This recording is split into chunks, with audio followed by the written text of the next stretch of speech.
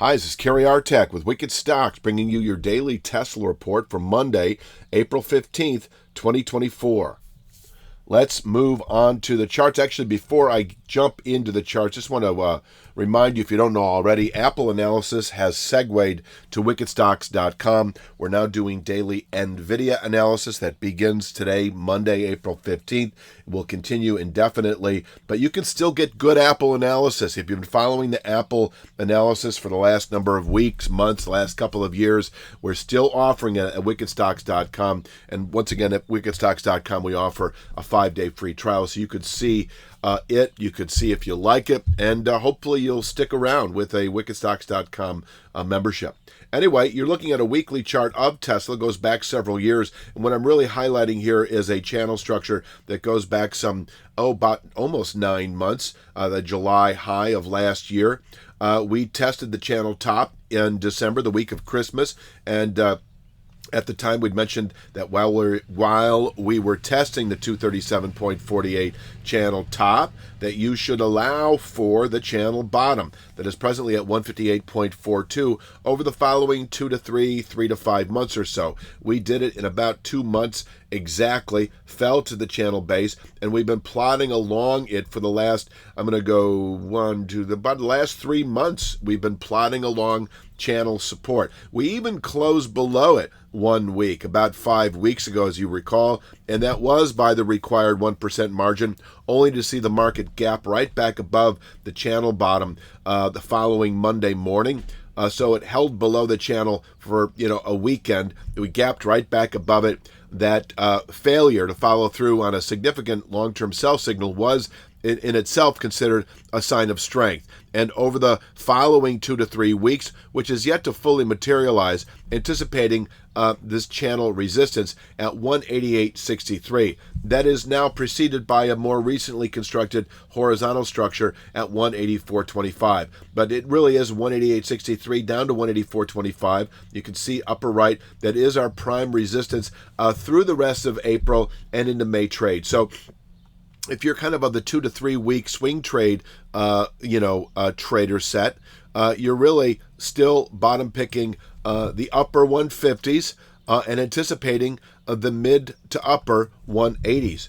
184.25 to 186.05 on the weekly chart is the same structure that we find daily at 188.63. So this is really what we're looking at here. 2 to 3 week swing trade, selling the mid to upper 180s, buying back in the upper 150s. Either way, playing the short side once we push into the upper 180s, and that could mean reaching for 160 or 155 strike out of the money puts that don't expire for at least a couple of months.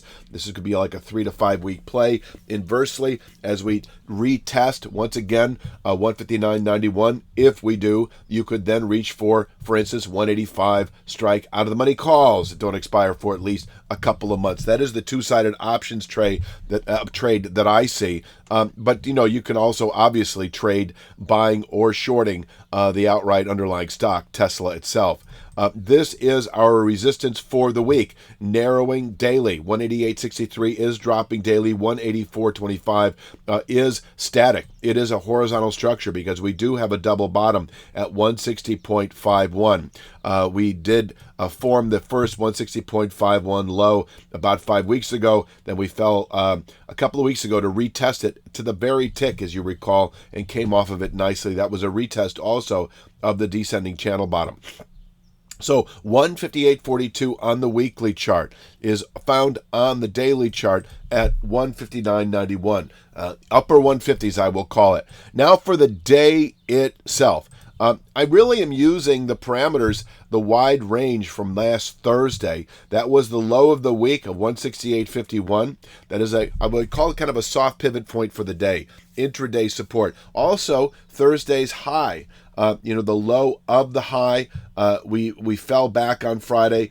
Now, on an intraday basis, these are very tradable levels, but really what I'm showing here are, your directional signals into Tuesday, Wednesday. So if we do close today above 175.88, I'm expecting within a day or two, by Wednesday's close at the latest, this narrowing zone of resistance between 184.25 and 188.63, changing a little bit every day, 188.63 dropping. Inversely, if we close below 168.51, I'm expecting yet another test of the 159.91, long-term channel bottom. Could we test either of these on an intraday basis upon violation, say to the downside of 168.51 or upside of 175.88? Sure.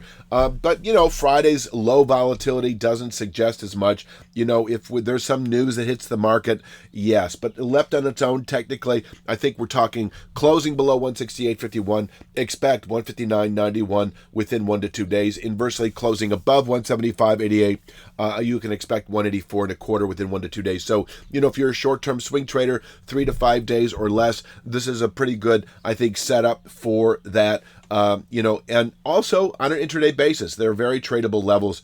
If we break 168.51, I can't say that I'm expecting 159.91 intraday. We do have, though, very carefully chosen minor support levels on the way down that may well absorb remnant selling pressures for the rest of the day. But once again, closing below 168.51, 159.91 expected within 1 to 2 days. Upside is the same thing. Pushing or opening above 175.88, I cannot say that I expect 184.25 intraday. But these carefully chosen resistance levels, 177.73, 181.91, both may, either of which may contain the remaining buying pressures for the day itself. But if we close above 175.88, expect 184.25 within 1 to 2 days. This range able to contain buying not only on a weekly basis but through the rest of April, and from here we could fall back into the upper 150s. Now, if we do close above 188.63 any day this week, this formation, and really, let's just go back to the weekly chart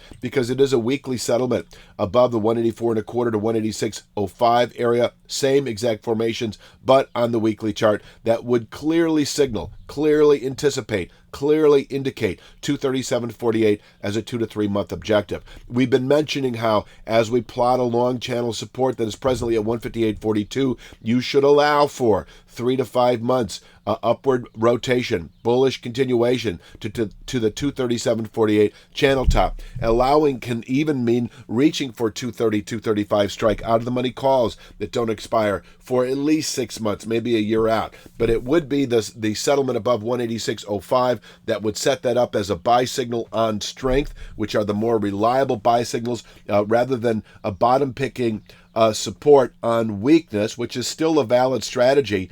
It is momentum, though, that should shift clearly into the bullish camp. If we close above 186.05, that momentum likely to sustain a 2 to 3 month rally to the 237.48 channel top.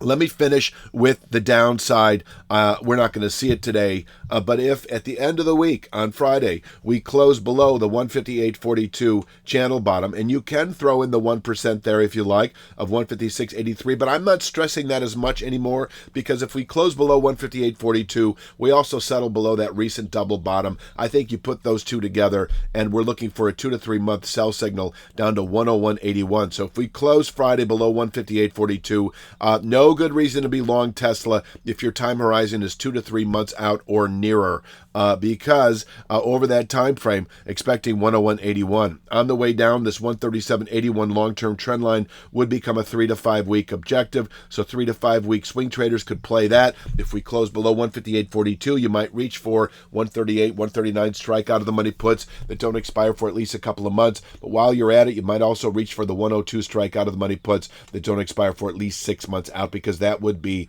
the big picture objective. I think that pretty much rounds it out. Please click like, share, subscribe. Check out wickedstocks.com. If anything, for the new Apple analysis that we find on the website itself by becoming a member. We also have, obviously, daily SPY triple Q analysis, 2 stock picks a week, on and on and on. Check us out. I'll talk to you tomorrow with Tuesday's Tesla report.